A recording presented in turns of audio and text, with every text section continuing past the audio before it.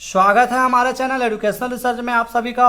और आज हम क्लास 11 ज्योग्राफी के महत्वपूर्ण प्रश्नों के बारे में जानकारी प्राप्त करेंगे जो हमारे फाइनल एग्जामिनेशन के लिए बहुत ही महत्वपूर्ण है।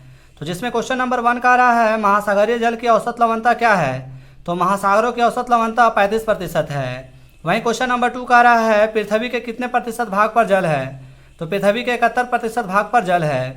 क्वेश्चन नंबर 3 का रहा, वर्तमान में भारत में कितने राज्य एवं केंद्र शासित प्रदेश है? तो वर्तमान में भारत में 28 राज्य और 8 केंद्र शासित प्रदेश है।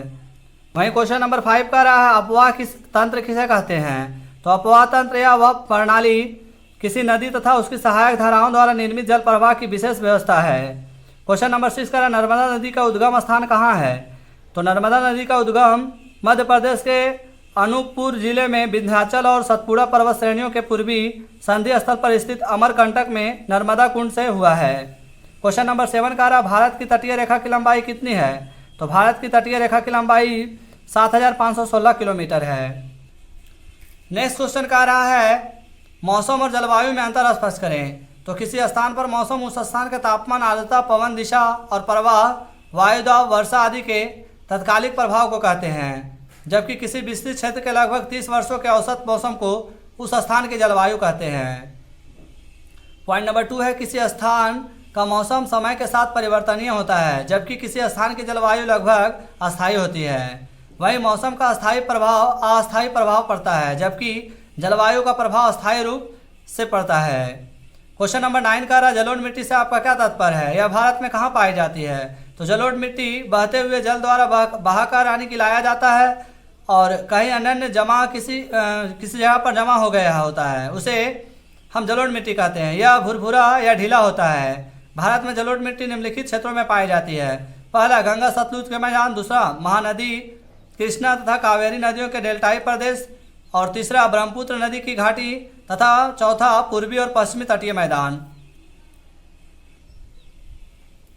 क्वेश्चन नंबर 9 का रहा, जलोढ़ मिट्टी से आपका क्या तात्पर्य है? भारत में कहाँ पाई जाती है? तो जलोढ़ मिट्टी बहते हुए जल द्वारा बहाकर लाया तथा कहीं अन्य जमा किया गया हो उसे जलोढ़ मिट्टी कहते हैं। और यह भुरभुरा या ढीला होता है। भारत में जलोढ़ मिट्टी निम्नलिखित क्षेत्रों में पाई जाती है। पहला, गंगा सतलुज के मैदान। दूसरा, महानदी कृष्णा तथा कावेरी नदियों के डेल्टाई प्रदेश में। तीसरा, ब्रह्मपुत्र नदी की घाटी। तथा चौथा, पूर्वी और पश्चिमी तटीय मैदान। वहीं क्वेश्चन नंबर 10 कह रहा है, हिमालय से निकलने वाली नदियों के 3 विशेषताओं को लिखें। तो हिमालय से निकलने वाली नदियां बर्फ और ग्लेशियर के पिघलने से बनी है, अतः इसमें पूरे वर्ष के दौरान निरंतर प्रवाह बना रहता है। हिमालय की नदियों के बेसिन बहुत बड़े हैं एवं उनके जलग्रहण क्षेत्र सैकड़ों हजारों वर्ग किलोमीटर में फैले हैं। वहीं हिमालय की नदियों को 3 प्रमुख नदी तंत्रों में विभाजित किया गया है। क्वेश्चन नंबर 11 कह रहा है, भारत में कर्क रेखा किन किन राज्यों से होकर गुजरती है?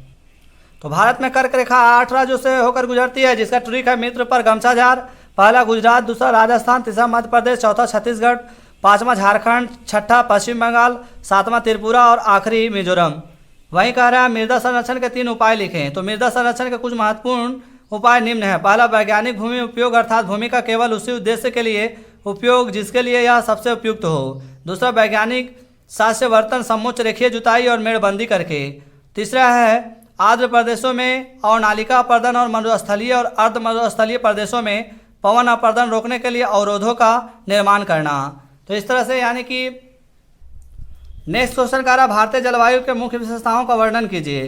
तो भारत में मानसून जलवायविक प्रवृत्ति भारत की एकता दिखाती है। अद्यापि बहुत सी प्रादेशिक विभिन्नताएं देखने को मिलती है। ये विभिन्नताएं तापमान और वर्षा के वितरण में पाई जाती है। उदाहरण के लिए केरल और तमिलनाडु की जलवायु उत्तरी भारत के उत्तर प्रदेश तथा बिहार से भिन्न है, जबकि सारे भारत में मानसून जलवायु होती है। तापमान के वितरण में यही भिन्नता देखने को मिलती है। राजस्थान के पश्चिमी क्षेत्र में तापमान के वितरण में यही भिन्नता देखने को मिलती है और राजस्थान के पश्चिमी क्षेत्र में तापमान ग्रीष्म ऋतु में 55 डिग्री तक पहुंच जाता है, जबकि लेह का तापमान गर्मियों में 45 डिग्री से रह जाता है। जून में चूरू यानी राजस्थान में तापमान 50 डिग्री से रहता है, जबकि इसी माह में तवांग यानी कि अरुणाचल प्रदेश का तापमान केवल 19 डिग्री रहता है। तो इस तरह से हमने महत्वपूर्ण प्रश्नों के बारे में जानकारी प्राप्त की है जो हमारे फाइनल एग्जाम के लिए बहुत इंपॉर्टेंट है। तो आशा करते हैं आप सभी बहुत अच्छे से तैयारी कर रहे होंगे। साथ में एग्जामिनेशन में जाने से पहले हमारे वीडियो को देखकर जाए और अगर चैनल अच्छा लगा तो लाइक, सब्सक्राइब, शेयर करें। धन्यवाद।